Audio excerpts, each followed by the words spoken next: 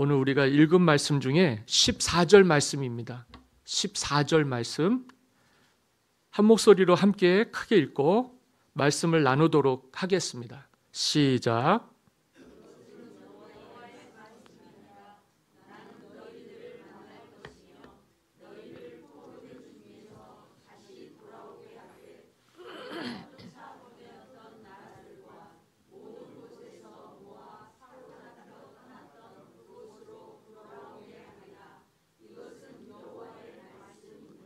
아멘. 이것은 여호와의 말씀이니라. 그렇게 14절에 첫 번째 그리고 끝날 때 두 번이나 하나님께서 말씀을 하신 거예요. 누구의 말씀이에요? 여호와의 말씀입니다. 이 말씀은 하나님의 말씀인 거죠. 분명히 틀림이 없을 것입니다. 그리고 분명히 살아계신 하나님의 말씀일 거예요. 그리고 우리를 생명의 떡 먹고 살아나게 살리는 말씀이 되는 줄 믿습니다. 그렇게 시작과 끝에 두 번이나 강조를 했어요. 여기 예레미야 29장 우리가 읽은 본문은 바벨론 느부갓네살 왕이라고 하는 신흥 강대국의 왕이 남유다를 두 번을 침공을 했어요. 두 번을 침공을 하면서 유대인들을 포로로 잡아갔습니다. 지난번에도 말씀을 드렸지만 기술자들을 데려가고 젊은이들을 데려가고 쓸만한 일꾼들을 포로로 데려갔어요.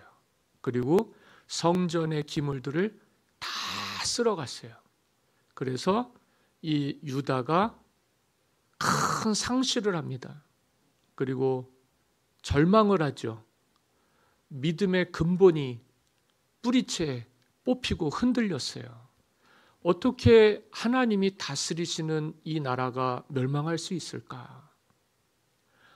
그저 남아있는 사람들에게는 삶이 절망일 뿐이었습니다. 그리고 포로로 잡혀간 이들에게는 더할 수 없는 고통과 슬픔이 됐죠. 그러면 이제 우리는 앞으로 어떻게 살아야 되느냐?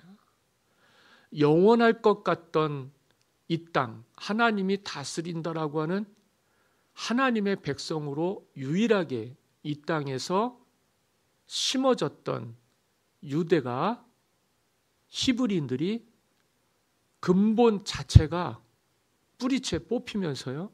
야, 그러면 우리가 이 땅에서 어떻게 살아가야 되느냐?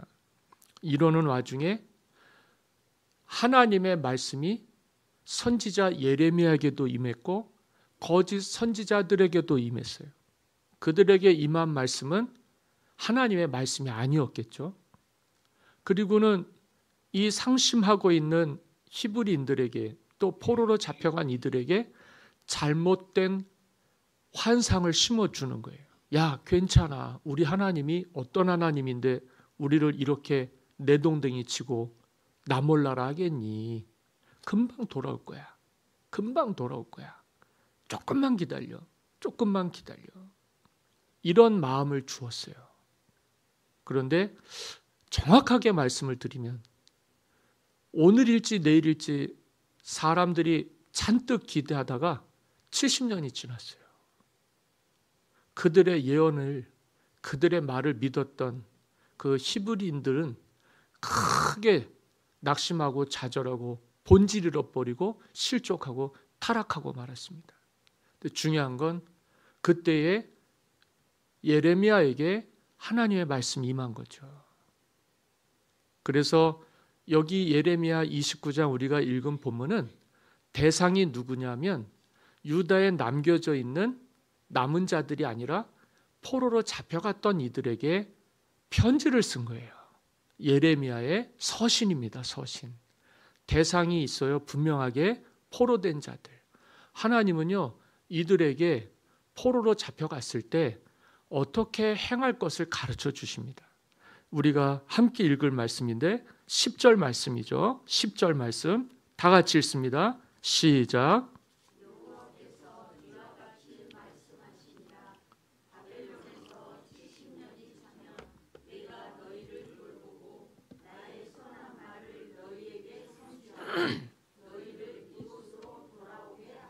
아멘. 바벨론이 예수님 오시기 605년에 1차로 침공을 했어요. 그리고 예수님 오시기 597년에 2차로 침공을 합니다. 그때에 포로들로 많이 잡혀갔어요. 이들도 하나님이 돌보시는 백성들인데 이들은 버림받은 마음에 나라가 망하는 꼴을 눈으로 보면서요, 힘없고 연약한 인생은 이렇게도 절망할 수밖에 없구나. 그러는데 거짓 선지자들이 미혹하는 거예요. 야, 괜찮아, 괜찮아. 근데 이게 우리의 인생을 좌우하는 거예요. 뭘 붙들어야 될까? 그런데 예레미야가 그들에게 편지를 쓰는 거죠. 하나님이 말씀하시니까 이렇게 말을 했어요. 바벨론에서 70년이 차야 되겠다. 너희들 70년을 거기서 견디고 살아야 돼. 그러면 태도가 달라지는 거예요. 아, 우리가 하나님의 뜻이 70년을 거기서 정주하면서 살아야 되는구나. 70년을 살려면 어떻게 해야 돼요? 결혼도 해야 돼요. 자녀도 낳아야 돼요. 또 손주들도 봐야 돼요. 거기에다가 집도 져야 돼요. 살림도 해야 돼요. 아이들도 가르쳐야 돼요. 근데 금방 온다. 걱정하지 마라. 곧 다시 회복되겠다 하는 사람들의 이야기를 들으면 결혼 안 해요. 자녀 안 낳아요. 시집장가 안 가요. 자녀들 기를 수가 없어요. 그냥 허구한 날 탄식하면서 사는 거예요. 왜 안 오냐? 왜 안 오냐? 헛된 꿈만 꾸게 되는 거죠. 리더는요, 지도자는요, 사람들에게 바른 길을 제시해 줘야 됩니다. 거짓말하고 잘못된 비전을 심어주면 사람들이요, 실족할 수밖에 없어요. 야, 이게 이렇게 되는 게 아니구나. 우리 생각대로 되는 게 아니구나. 하나님 뜻대로 되는 거구나. 근데 하나님의 뜻이 뭐냐? 70년이 차야 되겠다. 아, 그러면 우리가 여기서도 한번 잘 살아야 되겠다. 결혼도 하고 자녀도 낳고 손주들도 보고 그때까지는요, 우리가 딴 생각을 하면 안 돼요. 그저 하나님의 뜻이 이루어지도록 마음을 차분하게, 우리 예수 믿는 사람들은 쉽게 감정이 오르락 내리락 하면 안 됩니다. 우리는 우리의 반석이신 하나님께 의지하는 사람들이에요. 우리는 흔들리지 않는 믿음의 주인공들입니다. 그래서 그 말씀이 있으면 우리는 견딜 수가 있는 거죠. 말씀이 없으면 견딜 수가 없는 거예요. 견딜 수가 없는 거예요. 우리 힘으로 어떻게 해요? 우리 생각이 어떻게 해요? 여기 성경을 보면 내가 너희를 돌보겠다. 이거는 굉장히 익숙한 말씀 아닙니까? 이스라엘 백성들은 하나님이 돌보셔서 기르시고 먹이시고 입히셔서요, 민족이 된 거예요. 완전히 멸절당해서 광야에서 한 사람도 살아남을 수 없는 척박한 환경을 견뎠는데 그곳에서도 하나님이 40년을 먹이시고 입히시고 기르시고 돌보셨습니다. 그저 하나님이 그들에게 구원의 임재로서 불기둥과 구름기둥으로 늘 함께 하셨던 것처럼 그 땅이 사막이든 물 없는 땅이든 척박한 땅이든 어디든지 상관없어요. 하나님이 우리를 기르시고 돌보시기만 하면 다 살게 해 주시는 줄 믿습니다. 내가 너희를 돌보고 나의 선한 말을 너희에게 성취하여 너희를 이곳으로 돌아오게 하리라. 이게 하나님의 약속의 말씀이에요. 하나님이 오늘 우리에게 약속의 말씀을 주시는 거예요. 근데 그 말씀을 믿으면 영생을 얻는 거죠. 이게 구원의 소망이에요. 근데 이게 오늘 우리에게 선택지가 있어 버리는 거죠. 이 말씀도 오지만 참 안타깝게도 마귀의 거짓된 속삭임도 와요. 누구의 말을 들어야 될지는 오늘 우리가 결단을 해야 됩니다. 근데 그거를 분별할 능력이 없는 거죠. 그래서 예레미야가 편지로 그 포로된 자들에게 이 말씀을 전하게 된 것입니다. 성경을 보니까 70년 포로 생활이라고 하는 건 끔찍한 거예요. 우리가 일제의 36년 압제 속에서 살았죠. 아직까지도 그 그늘에서 다 벗어나지를 못했어요. 다만 요 근래에 참 감사한 건 일본 1인당 GDP가 우리 한국 1인당 GDP보다 몇 단계나 밑에 떨어져 있어요. 그들에게 지배를 받고 살다가 그들보다 더 경제력이, 물론 경제력만 가지고서 자랑할 거는 아닙니다만, 일단 우리나라 사람이 일본 사람보다 부자인 건 사실이에요. 개인적으로 보면, 씀씀이를 보면, 생활력을 보면은요, 구매력을 보면은요, 그 사람들이 어느 시절에 저 나라가 저렇게 됐나, 그럴 겁니다. 적어도 우리는 그들에게 식민 지배를 받았기 때문에 정말 억압당하고 착취당하고 눌리고 정말 처절하게 고통 속에서요 살 수밖에 없었어요. 그런데 하나님께서 오늘 우리에게 평화의 왕이 되어주시고 포로된 자들을 돌이켜 주셨죠. 압제에서 해방이 됐는데 우리가 힘이 있어서 벗어나고 해방된 게 아니에요.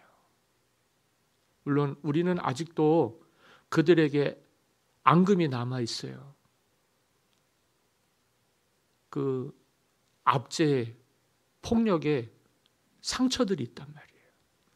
뭐 경제력으로 보면 일본이라고 하는 나라가 개인적으로는 우리가 더 돈도 잘 쓰고 경제력도 구매력도 좋다고는 하지만 상상할 수 없는 경제 규모를 갖고 있는 건 사실입니다. 근데 그거는 뭐 뛰어넘을 수 있는 그런 환경은 아닐 거예요. 그러나 우리 개인이 이제 스스로가 그들에게 피해의식을 갖지 않고 살아갈 수 있게 된 것만 해도 참 감사한 일이죠. 시간이 지나니까 하나님이 역전이 되게 해주시는 거예요. 아, 하나님의 때가 있구나. 우리가 그렇게 절망하며 좌절할 때는 다 망한 줄 알았잖아요. 끝난 줄 알았잖아요. 그래서 그냥 나라 버리는 사람들, 그쵸? 등 돌리는 사람들, 자기 살겠다고 그냥 나라 팔아먹고 이름 바꾸고 그렇게 해서 살아가는 사람들이 있었는데, 그래도 이 땅에 뿌리 내리고 대한민국 그 나라가 번영하기 위해서 그냥 이 땅 구석구석에서요 고통받던 사람들, 절망하던 사람들이 그래도 이 땅에서 살아남아서 하나님 이런 날들도 보게 해주시는 줄 믿습니다. 참 감사한 일이죠. 코로나 전에는 우리가 해외여행을 막 3천만 명씩 나갔대요. 제가 기사를 보니까 올해도 상당한 사람들이 거의 3천만 명에 육박하는 사람들이 해외여행을 갔다는 거예요. 얼마나 달라진 위상이겠어요, 그죠? 얼마나 달라진 위상이겠어요. 그런데 그렇게 오늘 우리가 해외여행하고 또 경제발전 이루고 이렇게 아무도 우리가 가난한 나라였다는 걸 아무도 인정하고 믿지 않아요. 지금은 어디 가도 부자 나라라고 사람들이, 그리고 선진국이에요. 우리나라가 경제 규모가 세계 12위입니다, 올해. 물론 작년에는 13위였어요. GDP가. 근데 한 단계 올라갔어요. 참 억울하고 안타까운 건 아주 짧은 탄핵 사태 때문에 아주 그냥 경제가, 금융이, 또 국가 신용이 막 곤두박질을 쳐요. 이제 막 겨우 삶을 좀 이렇게 회복시켜 갈 즈음에 참 우리가 참 고치지 못할 아주 악한 습관들이 있어요. 그런 건 좀 안타깝습니다. 물론 2022년에는 우리나라 경제 규모가 세계 10위였다 그래요. 야, 어떻게 대한민국이 분단된 국가에서 정말 자원 하나 없이 농사만 짓던 가난한 나라였는데 어떻게 세계 10위가 됐을까요? 저는 그것만 생각해도 참 신기한 일입니다. 대한민국 사람들이 언제 어깨 피고 살고 대한민국 사람들이 언제 그렇게 세계 여행하면서 다녔겠어요. 눌리고 가난하고 또 처절하게 배고픔고 처절하게 살던 나라 뺏기고 전쟁 통해 가족들 다 산산이 흩어지고 삶에 대한 기대가 다 땅에 떨어졌음에도 불구하고 우리에게 이와 같이 역전을 허락해 주신 하나님께 감사를 드립니다. 근데 이거는 우리가 선용을 해야 돼요. 선용을 하려면 오늘 우리가 하나님의 말씀에 귀를 기울여야 됩니다. 어떻게 살아가야 될지. 우리가 마치 잘해서 우리가 마치 정말 훌륭해서 우리 국가의 이 국정을 운영하는 그 위정자들, 국무위원들, 정치인들이 잘해서라 그러면 진짜 춤추고 박수 쳐주고 진짜 응원해주고 싶어요. 그런데 그런 건 아닌 것 같아요. 그런 건 아닌 것 같아요. 진짜 중요한 건 지금 지역에 있는 대한민국의 구석구석에서 이 땅에 땅을 딛고 살아가는 저와 여러분들의 몫이라고 생각합니다. 우리 목회자들도 정치하는 목회자들이 있어요. 이제 그런 사람들은 야망과 욕심이 있죠. 근데 그런 사람들은 1%에 밖에 해당이 안 돼요. 그럼 99%의 목회자들은 어떤 사람들이냐? 그냥 지역의 목자들이에요. 지역교회 목사들이에요. 목회는 두 가지예요. 하나는 양을 돌보는 것, 또 하나는 그걸 목회라고 하기는 어렵습니다만 정치력을 동원해서요 우두머리가 되는 거예요. 리더십이 있으면 그렇게 됩니다. 그런데 방향이 달라서요 목회를 하려면 둘 중에 하나를 선택을 해야 돼요. 양을 버리든지 양을 돌보든지 둘 중에 하나예요. 그러니까 정치 목사들을 우리가 인정을 하지 않습니다. 그건 목회자가 아니라 사건인 거죠. 근데 그런 사람들 때문에 대한민국에서 손해보는 사람들은 지극히 지역에서 평범하게 예수 믿는 사람들이에요. 정치에 휘둘리지 않았으면 좋겠고 그와 같은 분위기에 우리가 감정이 오르락 내리락 하지 않았으면 좋겠습니다. 될 수 있으면 이런 얘기를 하고 싶지 않은데 시절이 하도 어수선하다 보니까 우리마저도 침체가 되고 우리마저도 마음에 하나님이 거하시는 줄을 알지 못하고 늘 걱정하며 염려하며 근심하는 이들이 있어서 잠시 말씀을 드리는 거예요. 중요한 건 뭐냐? 하나님이 우리와 함께 하신다는 것입니다. 하나님은 우리를 고아와 같이 버리시지 않는 분이에요. 비록 포로로 잡혀갔어요. 압제도 당했어요. 누가 우리를 건져줄 아무런 도움의 손길을 얻을 수가 없었어요. 그런데 하나님은 그들을 돌보시는 거죠. 사람은 어떻게 우리를 생각할지 몰라요. 그러나 하나님은 우리를 그 억눌린 자를, 포로된 자를, 갇힌 자를, 실족한 자를, 상처 입은 자를 품어주십니다. 그래서 우리 하나님은 있는 자들의 하나님이 아니에요. 없는 자들의 하나님이에요.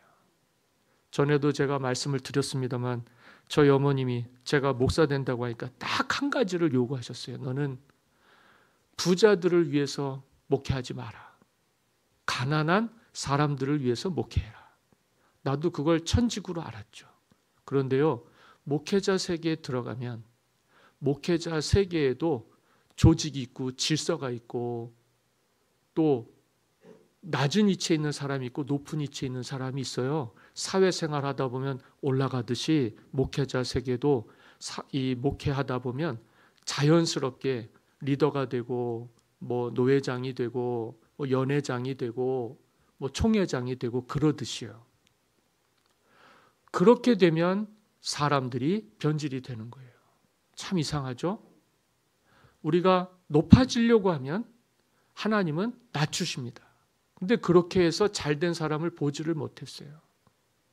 기를 쓰고 남을 꺾어가면서 어떻게 해서든지 기득권을 가지려고 하고 높아지려고 해서 사람들이 나를 다 따르게 하려고 하는 사람들.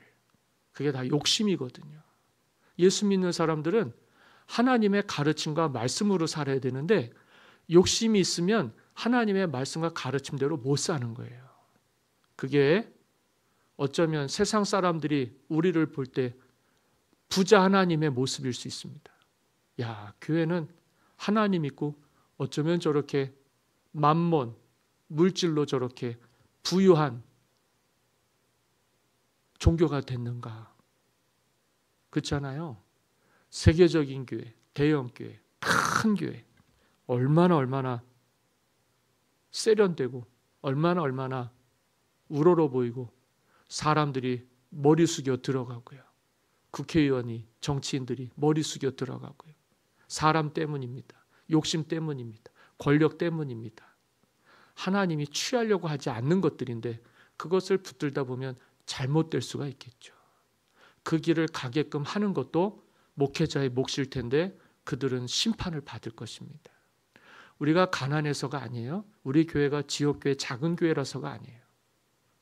우리 시대에 하나님이 누구를 위해서 긍휼과 은혜를 베푸시느냐가 중요한 겁니다. 그래서 누구든지 자기를 낮추는 자는, 그죠? 어린아이와 같이 자기를 낮추는 이가 천국에서 큰 자니라. 여러분 크게 되고 싶으시면은요, 섬기는 자가 돼야 돼요. 낮아지셔야 돼요. 굉장히 중요한 거예요. 이게 하나님의 말씀인데도 걸러서 듣지를 못하면 사람이 욕심을 따라 살아요. 그러면 죄를 짓죠. 그게 점점 더 커지게 됩니다. 그러면 사람은 생명을 얻지 못하고 죽음에 이르게 되는 거예요. 욕심이 잉태한 즉 죄를 낳고 죄가 장성한 즉 사망을 낳는다. 사생활을 만들어 버려요. 제 친구가 있었어요. 부평교회에서 어렸을 때부터 자랐던 또래 친구가 있었는데 한성이라고 장로님 딸이에요. 제가 이제 목사 안수 받고 교구 부목사로 있으면서 얘가 만삭이 돼서 병원에 출산을 하려고 갔어요. 출산하러 갔는데 출산 신방을 간 거 아닙니까? 근데 애가 엄마 뱃속에서 사산이 된 거예요. 2, 3일 전부터 애가 움직이질 않는다는 거예요. 야, 10달을 품었는데 그 새 생명이 탄생을 하는 그 순간을 기다리고 가족들이 있었고 저도 거기 가갖고 그 신방을, 출산 신방을 그 애기 축복기도 해주려고요. 갔는데 말이 안 나와요. 어떻게 해야 돼요, 이거를?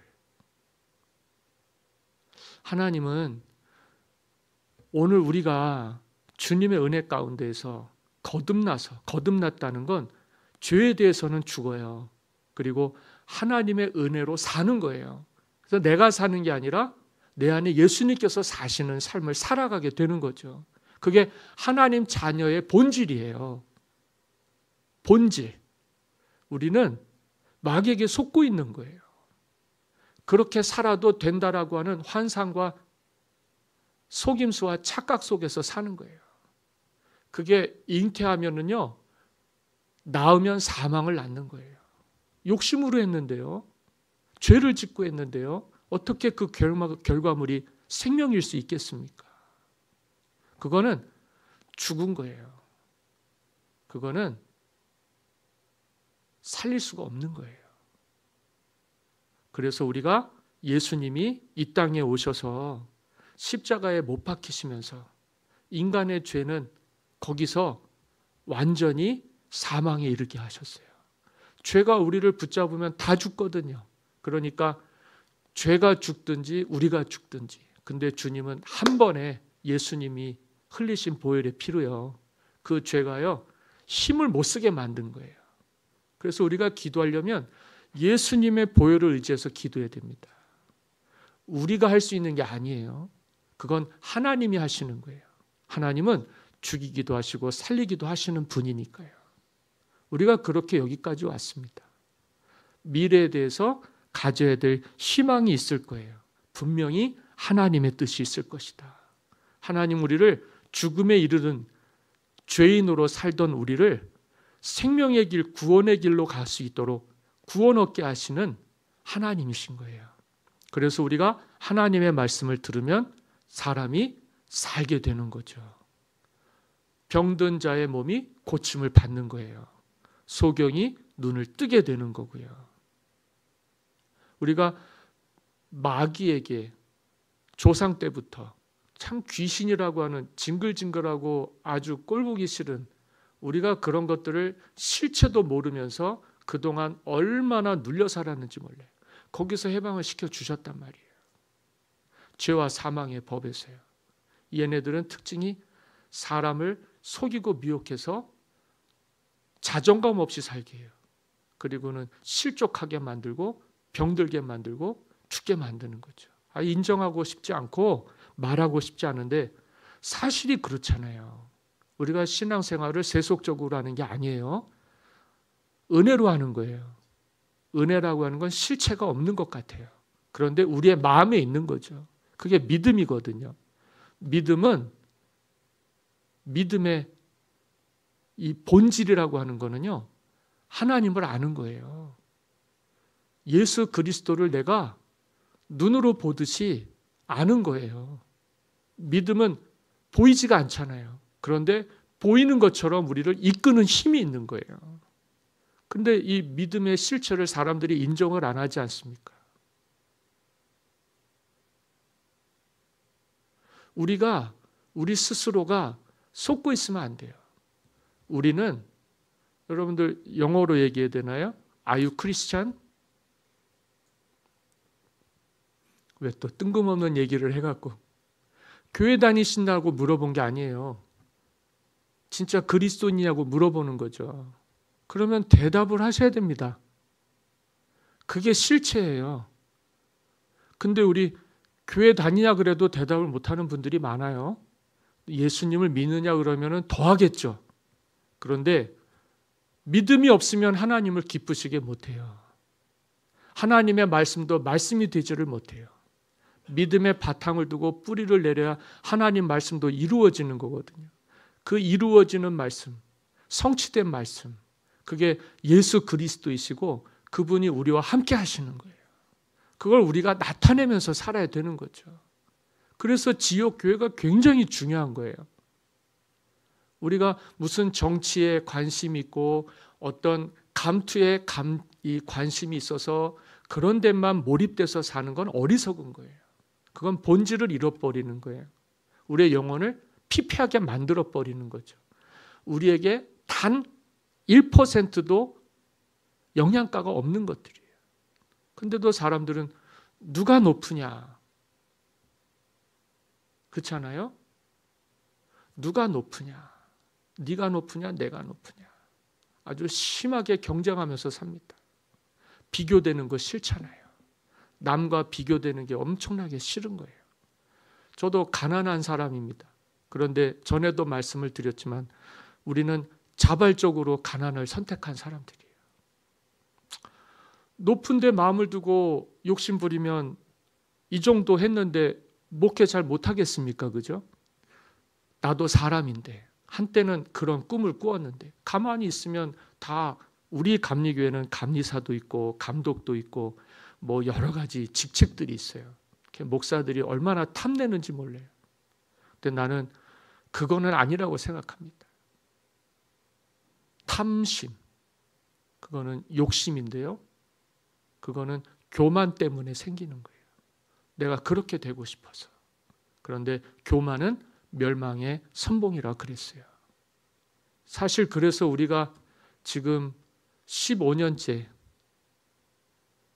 사람들이 주인공 되지 않게 하나님이 주인공 되시게 그러한 삶을 살아가고 있는지 모르겠습니다. 그저 오직 주님의 영광과 기쁨이 되는 교회가 돼야 되겠죠. 그러면 세상과 나는 다 사라지고요. 구속하신 주님만 우리 앞에 펼쳐지게 되는 거예요. 그렇게 주님 따라가야 천국에 이르게 되는 거고요. 목표가 없고 표대가 없으면 저와 여러분들은 가다가 실족할 수밖에 없습니다. 여기 보고 저기 보고 주님 잃어버리면 다 잃어버리는 거예요. 우리 그렇게 살지 말고 하나님 말씀 붙들고 사실 수 있게 되기를 간절히 소망합니다. 올해 저는 여러분들 성경 읽으시라고 그랬는데 6분이 성경을 읽으셨어요. 정말 축하드리고 감사드립니다. 성경도 꽤 많이 쓰셨어요. 참 감사합니다. 정말 여러 가지로 오늘 우리에게 신앙의 토양분이 되세요. 우리를 살찌우고 건강하게 만드는 아주 놀라운 축복의 선물들입니다. 그리고 새해에는 조금 더 힘내셔서 기도해 주셨으면 좋겠어요. 나라와 민족을 위해서 기도해 주시고 이 땅 그리고 가정들을 위해서 기도해 주시고 여기 포로된 이들에게 70년을 살라니까 그러면 우리가 여기서 밭을 일궈야 되겠구나.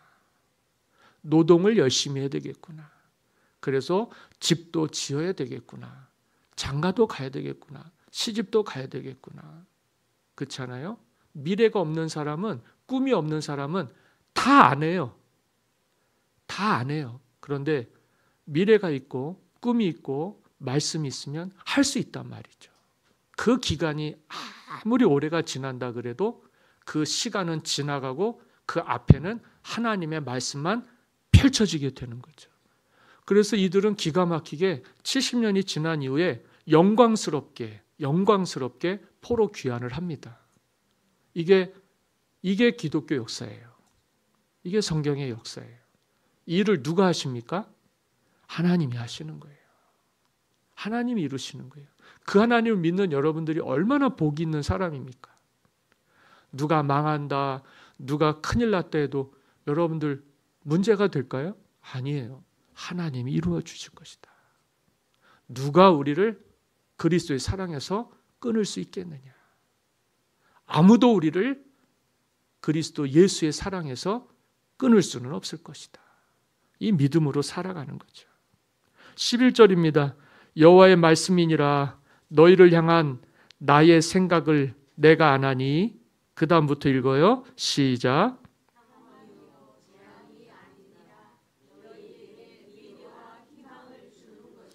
아멘. 포로로 잡혀간 그들에게 하나님의 나라가 임할 것을, 구원의 은혜가 임할 것을, 그들은 약속의 땅에 이르러야 할 하나님의 자녀들이거든요.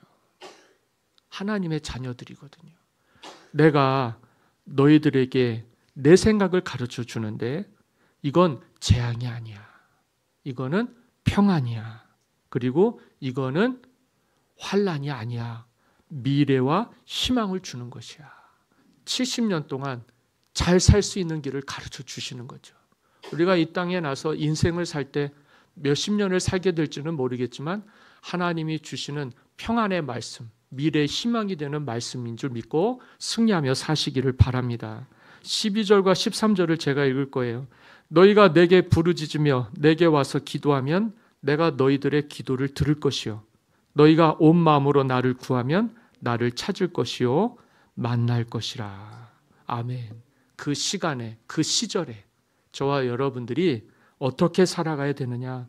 하나님께 기도하며 하나님께 구하며 하나님께 찾으며 살아가야 되는 것이죠. 그래서 이 땅에 평안을 주시고 미래의 희망을 주시기 위해서 하나님 우리에게 주님이 주시는, 가르쳐 주신 기도를 배우게 하신 거예요. 여러분 기도하면 미래가 열립니다. 여러분 기도하면 문제가 해결이 돼요. 불안한 일, 걱정할 일, 근심 있는 일들이 바뀌게 돼요. 미래가 없다, 희망이 없다는 사람들이 꿈꾸게 되고 희망을 갖게 됩니다. 저는 그렇게 이 교회와 가정과 우리 여러분들이 살아났으면 좋겠어요. 주님께 기도하셔야 돼요. 주님이 들으시니까. 그리고 온 마음으로 주님을 구해요. 그러면 주님을 찾을 거고 만나게 될 거예요. 여러분들이 그리스도인이라고 할 때 그 그리스도인의 능력을 모르셔서 그래요. 여러분 교회도 다니시지만 교회는 그리스도의 몸이거든요. 이 몸이 건강해야 하나님이 오늘 우리에게 주시는 복이 이 땅에 임하게 됩니다. 병든 교회가 되면 안 돼요. 어떤 교회가 병이 든 교회냐? 기도를 안 하는 교회가 병이 든 교회입니다. 여러분들의 가정도 기도가 있어야 돼요. 늘 말씀드렸던 기도의 습관들이 여러 가지가 있겠지만 그래도 내가 오늘 이 시간, 이 한 해를 지내면서 또 새해를 맞이하면서 이번 한 주간 지낼 때 주님께서 작정하고 기도하시는 일들이 일어났으면 좋겠고, 여러분들이 하는 것 같지만 그것도 하나님이 함께해 주셔서 주시는 마음이 될 것입니다. 이 마음 붙잡고 살아야지 괜한 얘기 듣다가 기도해도 뭐가 되느냐 뭐 막 이런 소리 해갖고 기도 못하면 여러분들의 영혼만 병들게 되고 피폐해지게 되고 소망 없게 되고 꿈 못 꾸게 되는 거예요. 하나님이 도와주셔서 우리는 안 돼도 되는 사람입니다. 왜 하나님이 우리를 포로 생활하게 하셔서 그 고통의 세월 70년을 지나게 하시겠어요? 그 길을 통해서 하나님이 우리에게 주님이 되시는 것을 알게 해주시고 기도로 믿음의 생활하게 하셔요. 이제 제가 결론으로 말씀을 드리는 건데, 여러분, 우리가 이 땅에서 사는 게 축복이라고 생각하십니까? 어쩌면 하나님이 하나님의 나라에서 하나님의 자녀들을 이렇게 돌보고 왜 우리를 이 땅에서 나게 해서 이렇게 고생하게 하셨나 생각하면 아주 억울하거든요. 요즘 억울한 사람들이 굉장히 많아요. 내가 나고 싶어서 났나? 그렇잖아요. 뭐 어떡하다 보니까 그냥 그런 가정에서 살아요. 근데 그렇게 생각하면 안 돼요. 다 하나님의 뜻이 있는 거예요. 우리가 이 땅에 살면서 본질 잃어버리고 길 잃어버리고 그냥 방황하면서 살 수도 있지만 그래도 이 땅의 주인 되신 하나님 의지해서 예수님 영접해서요, 길과 진리와 생명 되신 주님 의지해서요 살아가다 보면 미래가 어떻게 돼요? 구원의 문이 열려요. 어디 갑니까? 천국 가게 되는 거예요. 그래서 우리가 이 땅에서는 참 억눌리고 또 억압받고 스트레스도 받고 그럴 수도 있어요. 그런데 그게 우리에게 화가 아니라 복이 되게 하는 거예요. 내가 저주 아래 있는 사람으로 살아가는 게 아니라 복 있는 사람으로 살게 만드는 거죠. 그래서 하나님 믿고 멸망하지 않고 영생 얻게 되면 그게 축복인 거죠. 그게 미래의 희망이고 소망인 거죠. 우리가 가면 어디 가겠습니까? 천국 가는 거죠. 그 천국 들어가도록 우리에게 이 땅에 길이 되어 주시고, 그렇죠? 빛이 되어 주시고 목자가 되어 주셔서 우리를 고와 같이 버려두지 않으시고 세상 끝날까지 함께 하신 이 주님이 여러분들 마음속에 계세요. 그 주님 인정하면서 사시고 그 주님 붙들며 사시게 되기를 바라고, 그분께 기도해서 만복의 근원이신 하나님이 주시는 큰 복 받으세요. 천국 갈 때까지 귀하게 쓰임받는 비전 패밀리 다 되시기를 예수님의 이름으로 간절히 축원합니다. 우리 다 같이 찬양 드리고 예물 드리고 드린 예물 위해 기도하고 축복 기도하고 2024년 마지막 주일 예배를 마치도록 하겠습니다. 찬송가 384장입니다. 384장.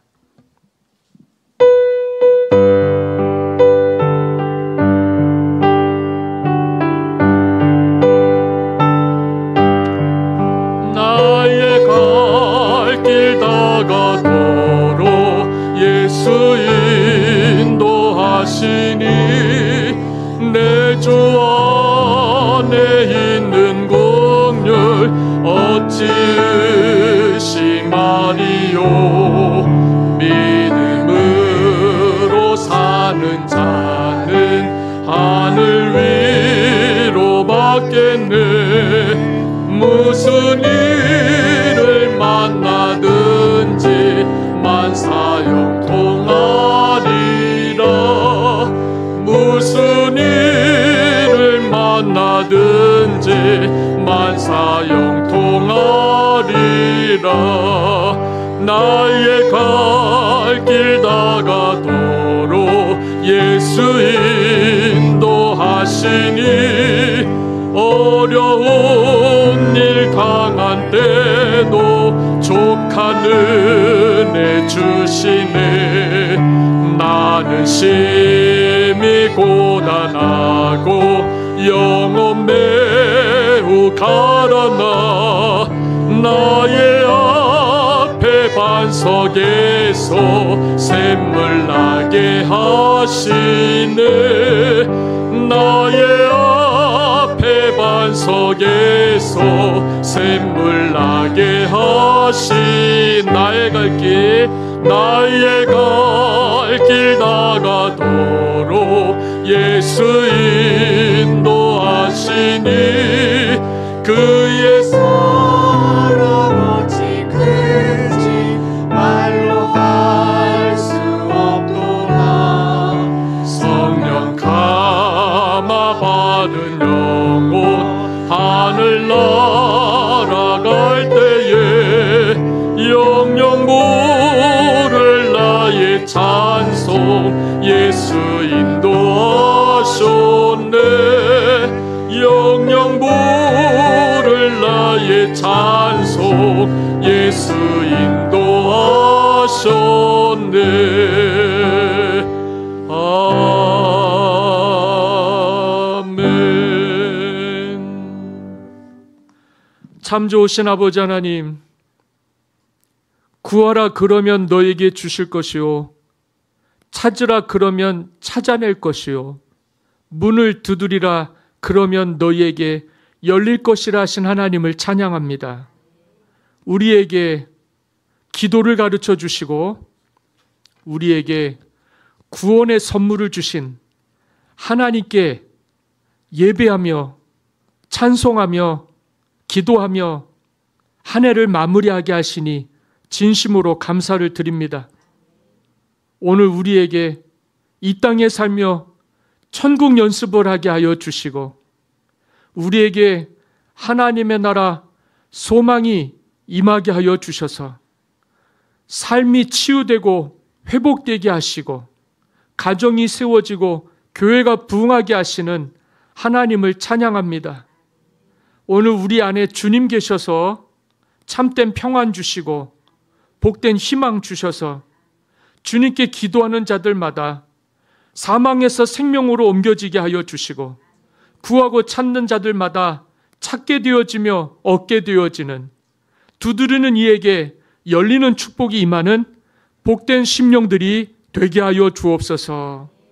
한 해 동안 오늘 우리를 제자리에 머물지 않게 하여 주시고 자라게 하여 주시고 성장하게 하여 주시고 주의 일 행하게 하여 주시며 주님 따라 임하게 해주신 하나님을 찬양합니다.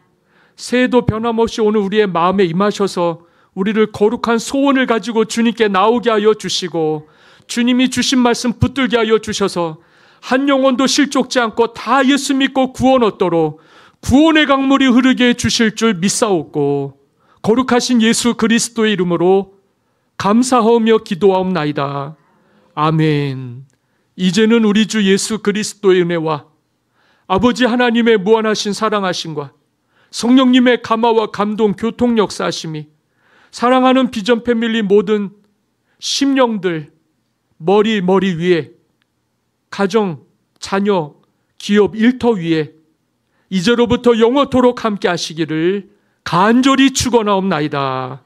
아멘.